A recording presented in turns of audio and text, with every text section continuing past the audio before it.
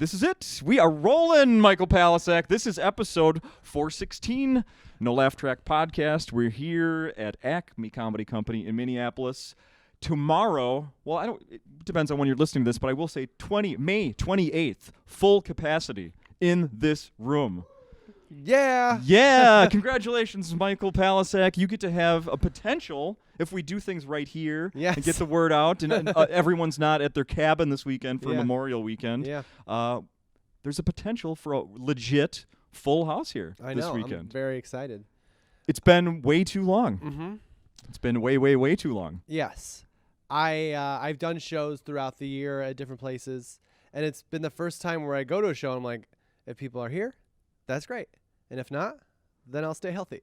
That's my view. But now, I've been shotted. Other people have been vaccinated, and it's all getting better. It's time. Yeah. It is absolutely time. So I just want to get through those, get some information out to people before we really dig into your week here and what's been going on in the last year of your life since we talked. Full capacity starting here at Acme May 28th. The Funniest Person contest starts June 9th. I think you can go to the website and sign up for that. Correct, Brandon?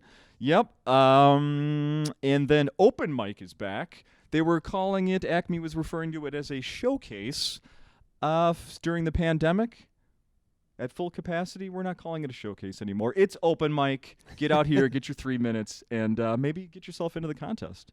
Did you do contests in the beginning of your career? Yeah. I think everybody does at some point because, excuse me, you just want to do shows, and that's one of the ways to do shows. So for sure, I started out in Chicago, and I would do the ones that like friends would put on, or like the local comedy clubs. Actually, I don't think I did Zany's. Zany's had one, the Taste of Chicago, in like 2007, and I won, and it changed my career.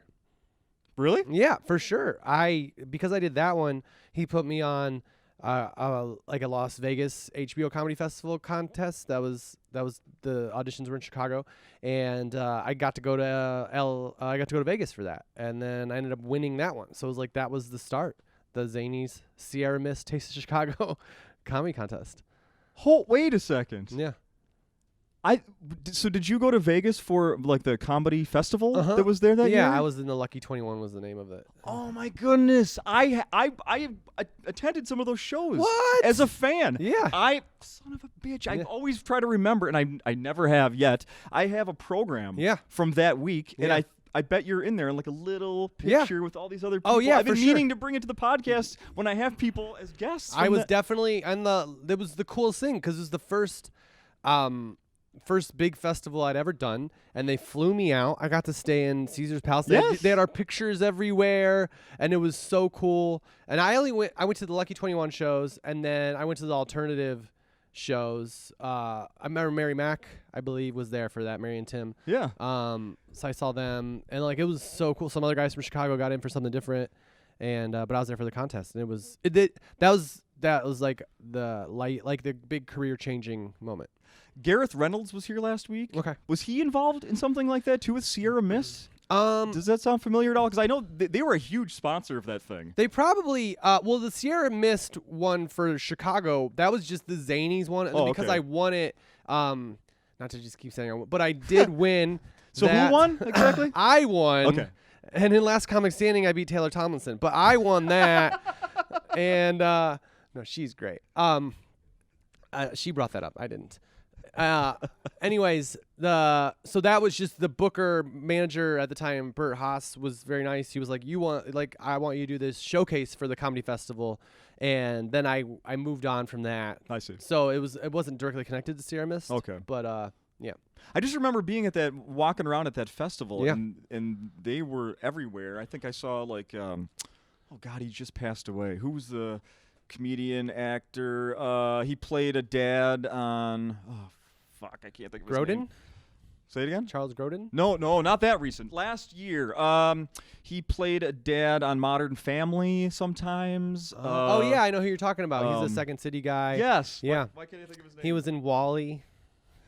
Well, we'll think of it. Yeah. That's killing me here. Anyway, let's go back to. So I listened back to when you were here at episode 368. Thank you. January 30th of 2020. Yeah. We had no idea what was on the horizon. No idea. Really at all. Yeah. It was Super Bowl weekend.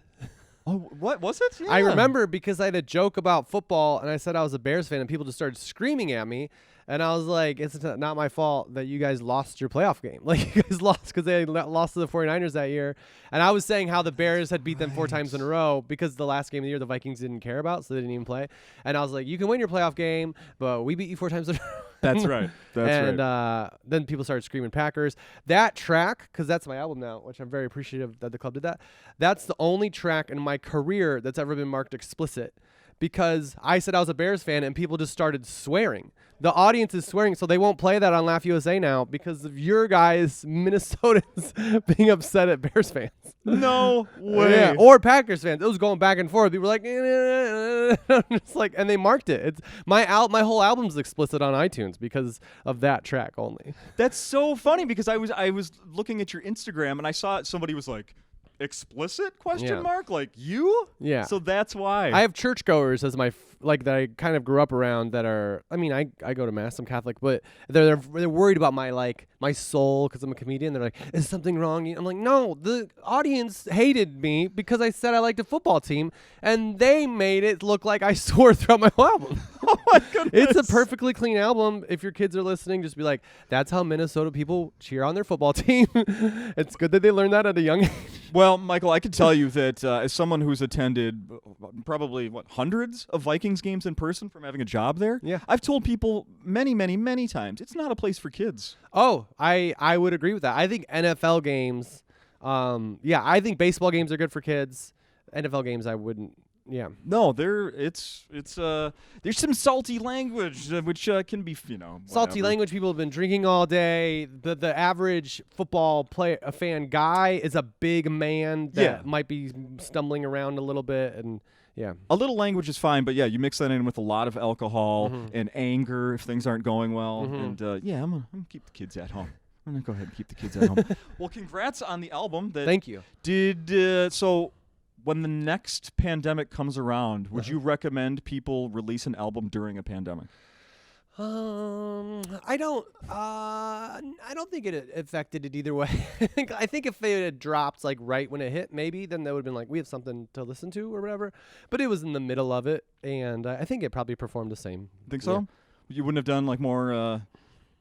I mean, you weren't on the road trying to sell those every week, I suppose. Well, that is true. But now when at my set, when I say it came out last year and I have a lot left, people, I think, buy them because they feel bad for me, which isn't the goal. I don't want people to feel bad. It's just a joke. Like, I have a lot because I bought them during the pandemic. This is my Dogecoin. It's going down, and I need people to buy it. So you have CDs with you here? I have CDs, and I also have digital download cards, and people, like, I'll mention the CD on stage, and sometimes younger people will be like, CD.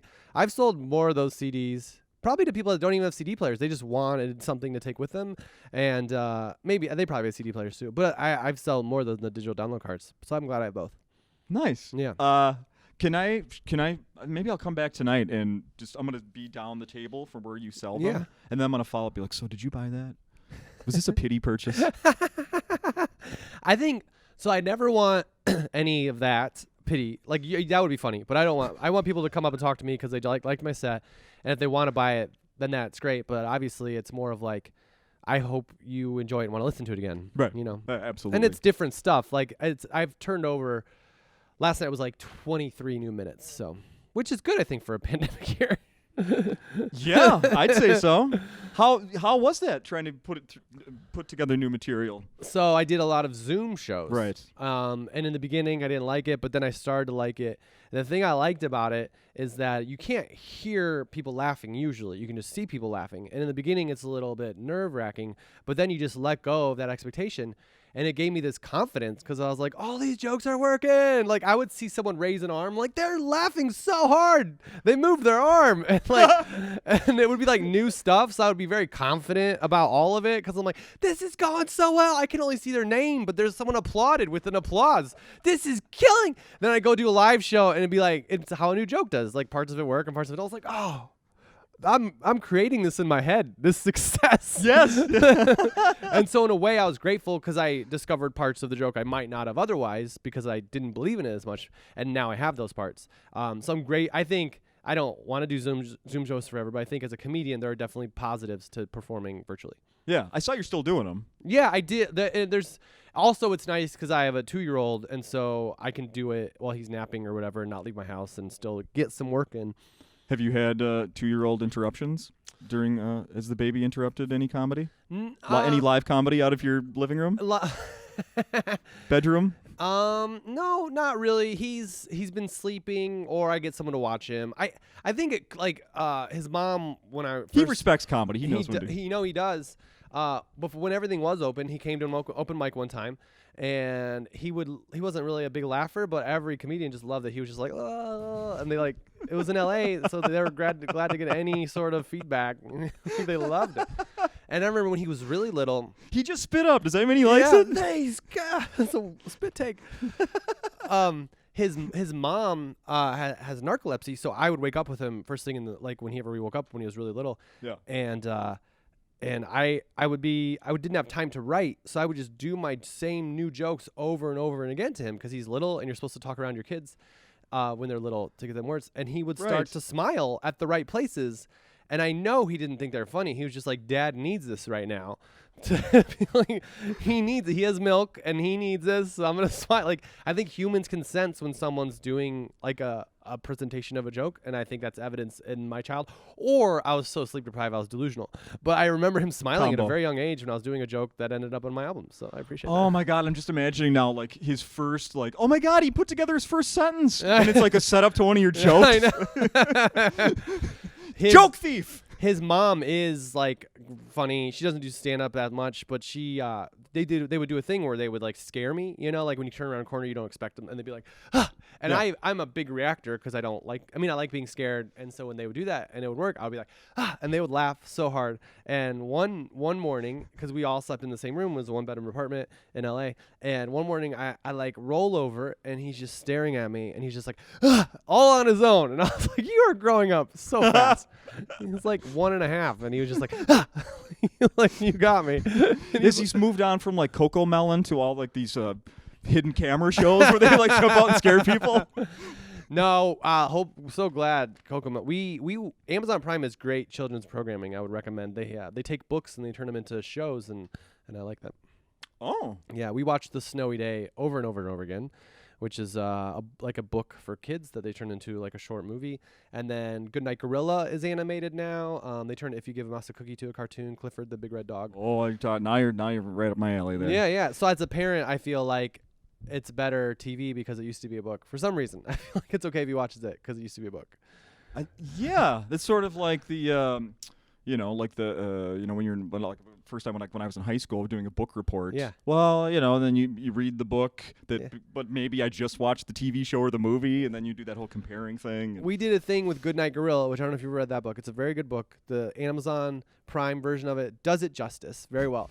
Where we would start to read it, and I think he was just doing it because he knew I would let him stay up an extra 10 minutes. But he would be like, I'd go get the book to read to him. He's like, no, we got to watch it. So I got to the point where I was holding the book up to the thing so we could see which scene they took from the book and put it in the movie, and then back and forth. And maybe he'll be a director now. I don't know. I feel like that's going to be a lot more difficult with Harry Potter. I can tell you that. What page are we on, Dad? I don't know. They cut out a lot. They had to cut out a lot. They should have made all these 2 movies. Catch up. We're on 468.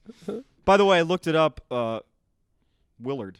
Fred Willard. Yes. I'm sorry, Fred Willard. I couldn't remember your name. Fred Willard. He forgives you. Is what I was thinking of. Very the comedy legend. Talented. Fred Willard. Fred Willard, actor. I saw in person in Las Vegas, sitting in this oversized chair promoting Sierra Mist. End of story. Oh, cool. Yeah. That's awesome. Yeah. Just to go along with what we were just talking about, I saw must have been an Instagram post from you, right? Or maybe I saw it. Yeah. In any case. Yeah. It was about doing a review of a children's book. Was this? Oh, it must have been an email, and that they sent you probably. Your opinion matters. Michael Palascak, do you have a moment? We'd love to know how everything went with this new book. Please take a moment to review your most recent item. The most recent item is Spot Goes to the Park. So first question, obviously this is a children's book. Did you go ahead and do a review on Amazon of Spot Goes to the Park? I have not yet. I got that email. I was like, Amazon's got to like think about these generalized emails. Like, what are you gonna say about Spot Goes to the Park? He went to the park, and all the pictures were in order. Like, it's. I just thought that was interesting to see. Oh, so you didn't go to Amazon like I did and actually read some of the reviews that have already been done. Did you read the reviews of Spot Goes to the Park? This one is from Alex, and he says, I don't think whoever wrote this book even tried to make a semblance of a narrative or theme. So Spot goes to the park, and under the flap, sometimes there's an uninteresting word bubble, or there's a duck 2 times in a row with no surprise element or incentive to lift the flap, except that there is a flap there. I did give it 2 stars because my kid still likes it. Because they do like the other Spot books, but here's what I do. I make stuff up as I go along to attempt to make this book more interesting to my kids. I wanted to say, Kyle, age 2. Yeah, right. I've read better. Tim, 17 months. I just love the idea of a parent who has the time to go online and be like, I need to let them know about the Spot series and where this lands. This one, it's no Where Spot. I assume that's funny. That's the original one. Yeah, that's a good. I mean, it is. If I'm gonna be honest, Where Spot is better than Spot Goes to the Park. I'm not gonna lie. They're not all wrong. Is Spot loves his daddy? Is that canon? I just love it, and I love Amazon reviews where people don't really get it. Like Amazon is asking you to review the product. Yeah. Like this book, every copy of the book, not the one that you bought used and that someone didn't describe how the pages might have been missing. Yeah. Because some of these reviews are like, yeah, I'm going to give it 1 star because the person said it was in good condition and it's not. Yeah. Well, you're not. Yeah. You're doing it wrong. It's like when you read a hotel review and it's like 1 star, the place was great, but the guy that was working the desk was a little rude. Well, he might not be there when I'm going there, so it's fine. Yeah. Like, I think it's funny because we'll watch YouTube videos too, and I started saying this on stage how like you can thumbs down YouTube videos, right? You can do that. And people do that for kids. Like C is for Cookie by Cookie Monster has 9,500 dislikes, almost 10,000 people or 10,000 times. One guy was like, "Boo." One guy knew that.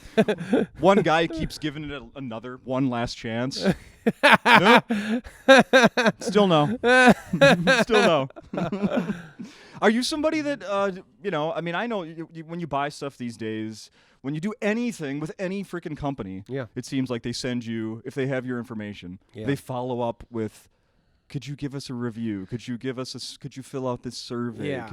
Do you ever do those? So I feel bad sometimes, so I do, but then I just want to tell them my only negative review is that you asked me what I thought. Yeah. I was enjoying this, and now I don't want to talk about it anymore. Yeah. That's all I want. But I know it's like someone's job, and they want to, like when it's it's weird at a restaurant when like the server is really nice, and maybe they don't charge you for your Pepsi, and then they're like, also, if you fill out the survey, then it's really good for me. I'm just like, now I gotta do work because I came to Fridays? Like, I don't want to do work. I would have cooked if I wanted to do work. Now I gotta do work because you stole from the company for me? Yeah. Thief. He's a thief. Now I'm an accomplice? I'm not admitting to shit. No. Exactly. Yeah, I go to like my insurance like website just to look something up, and next thing you know, it's like, please let us know how your experience was. Like, no. So now you're ruining it. I think like the thumbs down, thumbs up clicks are fine. Like Netflix thumbs up, because I like that. Because I realized recently, so I get a newspaper now, which I love because my son goes after my phone, but newspaper he's just like, that's boring, keep doing it.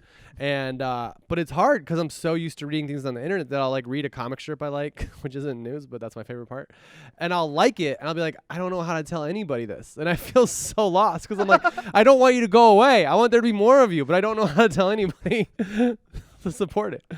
Like, I could take a picture of it, but then is that like stealing? Like, I just want to be like, you're good. You are good. That's funny.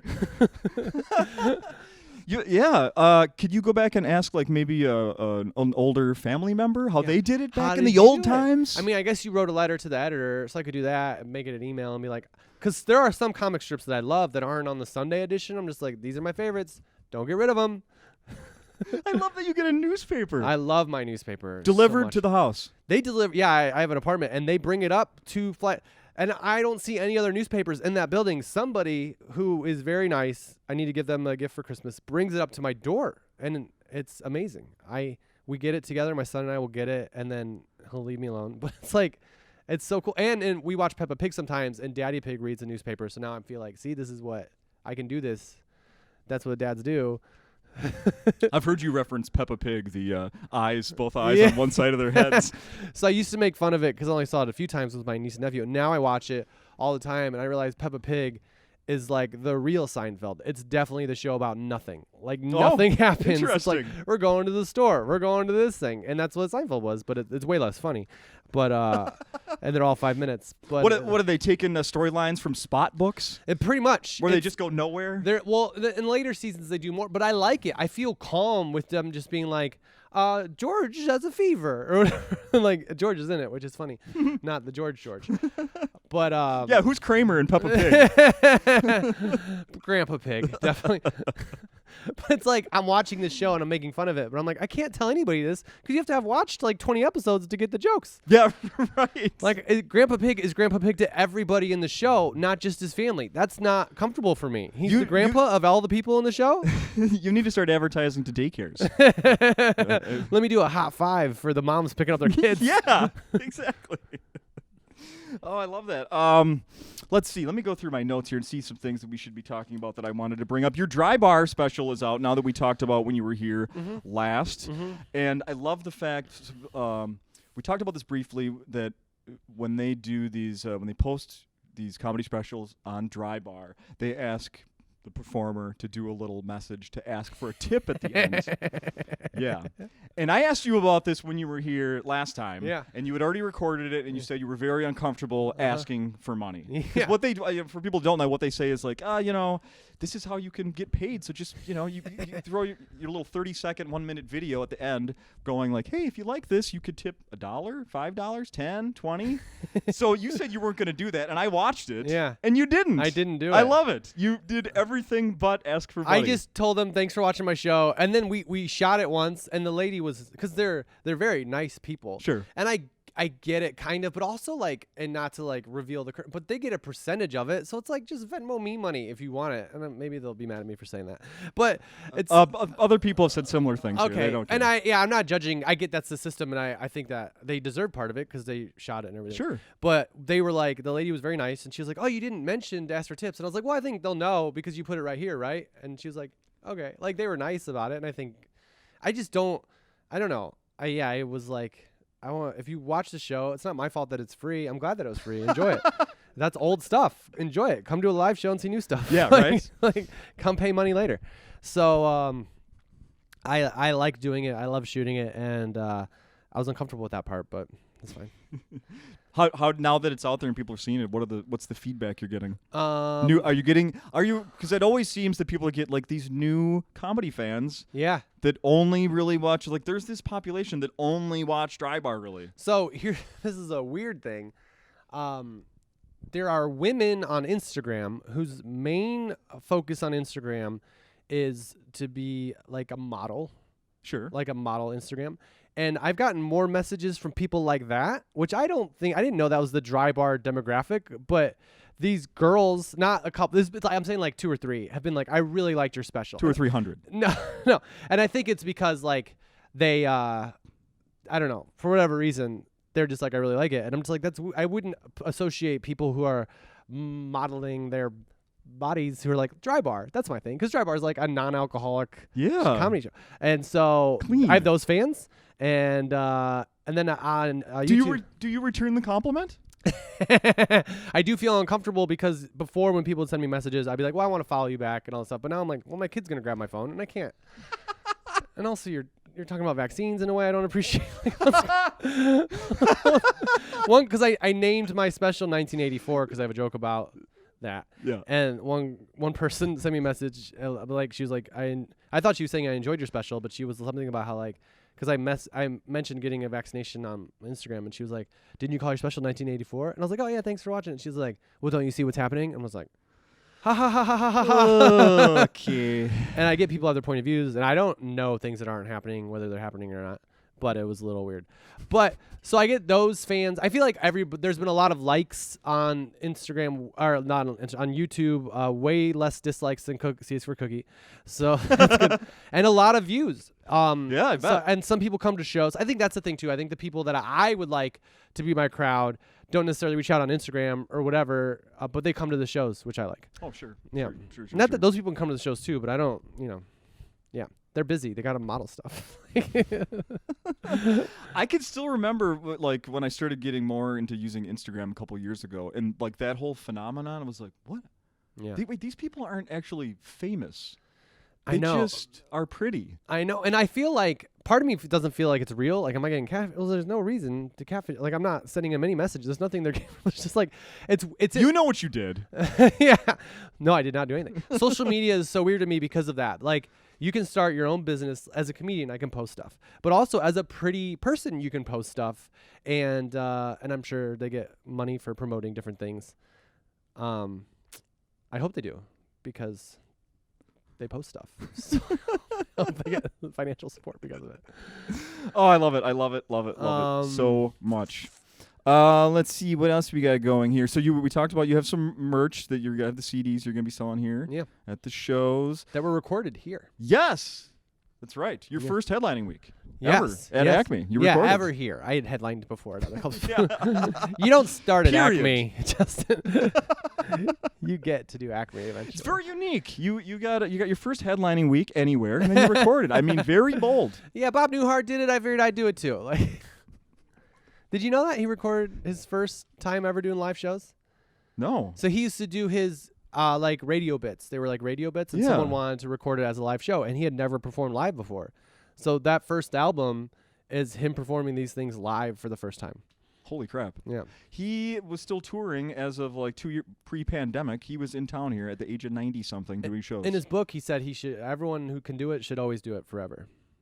That's wild. Yeah. Will 90-some-year-old Michael Palascak be hitting the stages? I remember when I first started, I read a book about stand-up, and in the book you had to write when you would stop. And I was like, I'm not writing that number down. Like, why would you do that to yourself? Like, Why would I'm that doing even because be? I love it. Why Like, would that be suggested? I didn't understand. I think it was because maybe there's parts that are hard, and so if you commit to it, like if you give yourself however long, then but I was like, I'm not stopping. Like, I played sports and was bad. I can take rejection. Like I'm good at losing. Yeah. And I think you have to be to do stand up in the beginning and at any time, really. So I've never put that out there. I have friends that have become very successful writers, and they don't really do that much anymore. And that was kind of their plan. And I would love to have be able to like support my family in a very financial way. And I mean, I do, but like in like a really good way, like be able to take care. But also, I never want to be like, oh, I don't have to go on the road anymore, because I love it. Yeah. I love doing stand-up. And I don't love like the road is fine, but I'm not like a guy that's like, oh, I love being on the road. I just love like writing jokes and then doing them and meeting people and making strangers laugh who don't know who I am. Love it. I heard you do an interview about having a kid at home during COVID, and I totally related to something that you said. Yeah. And it was a beautiful thing, because I have a young child, a little bit younger than yours, and but somebody that you can't really go a lot of places with, that keeps you home. And during COVID, I didn't have FOMO. I didn't feel like I was missing out on anything. Like, everyone had an excuse to stay home. Yep. Like, I didn't have to go, we're missing out on this. We can't go out and do that. Everybody didn't do anything. Yeah, it was so I don't know if that was an interview, but I remember I said it one time in an interview, and the guy did a brum bum. I was like, no, that's a real thing. Oh, Yeah. I didn't hear that. Yeah, it was a radio one, and I was like, he's like, well, we're not. I'm like, no, this is a thing. You don't know it's a pandemic when you wake up at 5 in the morning with a kid, and then he goes out for 2 naps, and you don't go anywhere. Like, we walked around anyways. I started wearing masks and stuff, but the only thing we did miss, because when they're that young, it's nice to go out to eat, because they can just destroy a place, and then you put $5 more down, and you're like, just walk away. Well, I was like, well, how do you? I'm gonna walk away. Okay, yeah. Or you apologize, be like, how much do I owe for all of this everywhere? But you can just tip a little more, because it's a pain to clean it up. Yeah. What happens when you go to a place that, like a fast food place where you don't normally tip? Do you gonna leave $5 on the table to somebody who doesn't normally get tips? Because that happened to us recently, and I was like, I'm not doing this again. I feel so shitty that she's making such a big mess in such a short amount of time. Yeah. And this place is about to close. Like, we're here right before closing time. We were at like a burrito place. Yeah. They have most of the chairs up, and we made a fucking mess. I hate this. I live in LA. I pretty much every place has a tip jar. Like every place. So even, I mean, we don't. I guess maybe like a McDonald's or a Wendy's might be different, but there were usually places that had a place to put money in. Yeah. But I think if we were at like a McDonald's and he trashed the place, I would just be like, "Can I have a broom?" Like there were times where like, "We did this. Did you have a mop? Because I did this." I feel like you shouldn't have to do that. Like I made this choice. It takes a village, but not right now. We drove here. You don't live in my village. You don't have to clean up. I'm not going to cook, but I will clean. Yeah, exactly. Can you watch him, by the way? Yeah, right. This might take me 3 hours, then you might not see me. My cleaning does often get criticized, so... Oh, my gosh. Although this may not be up to your standards, I'm going to give it my best shot. I think I became a better cleaner as a dad because when you're cleaning, it's something different. So it's like, I'm going to get every piece of dirt off here because I don't have to, like, do the other parts of being a dad right now. And I can listen to things while I can watch something. Like my kitchen was kind of like an enclosed space. I could turn on the baseball game and like wash the floor and just like clean. And there you go. And then I'm not responsible for anybody else. I love it. And then no one gets mad at you when you're cleaning. Like I was in a relationship, and if she started to get upset, if I started doing dishes, she would just be like, "What were you like?" It would just shut. If you're live with someone and they start to get mad at you, just start cleaning. And they will leave you alone until you're done. That's another thing that should be taught in school, because you are 100% right, and I just did that within the last week. And my wife was upstairs angry with our daughter, and I stayed in the kitchen and did something I don't normally do, cleaning all the dishes. Yeah. And I was like, I think she wants me to be doing something else right now, but I'm being productive. So that one time I was like, I washed all the floors, partially because like they needed it. And she was like, she didn't get upset then, but then later she's like, I wanted you to do something else. You didn't do that. I was like, I was on my hands and knees washing these floors because of our son, so he's crawling on the dirt. No, you missed it. No, you missed it. You missed it. Well, let's see. I think we did about a half hour here, so this is good. I'm going to ask you the same question I ended things with Gareth Reynolds last week, and that is, we're just going to hit up sports for just a second here. Will Aaron Rodgers be playing for the Packers this fall? You're a Bears fan. I'm a Vikings fan. Yeah. We are not Packers fans. No. Aaron Rodgers, will he be playing?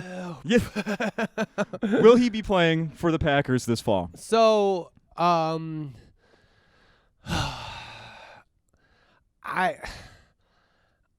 I was Aaron Rodgers, I mean, yes, I think he will. Yes. And here's the thing. I don't know if they were in the conference championship this year, and was it 2 years in a row or 2 out of the last 3 or something like that? They've been to the conference championship a lot recently. I don't know if it was only because of Aaron. Like, I don't know if that receiver is that good just because of Aaron. But I feel like if you have a team that went to the conference championship, you could win the Super Bowl. And I don't see any other team, like they were talking about Oakland or Denver. And it's a gamble. Like Peyton had to leave Indy, and he went to a Denver team that had an awesome defense. And I don't see that option available for Aaron. But also, I don't know how much it sounds like he really doesn't want to be there. So he's so fun to watch, though. Even though I'm a Bears fan, he's so good. Yeah.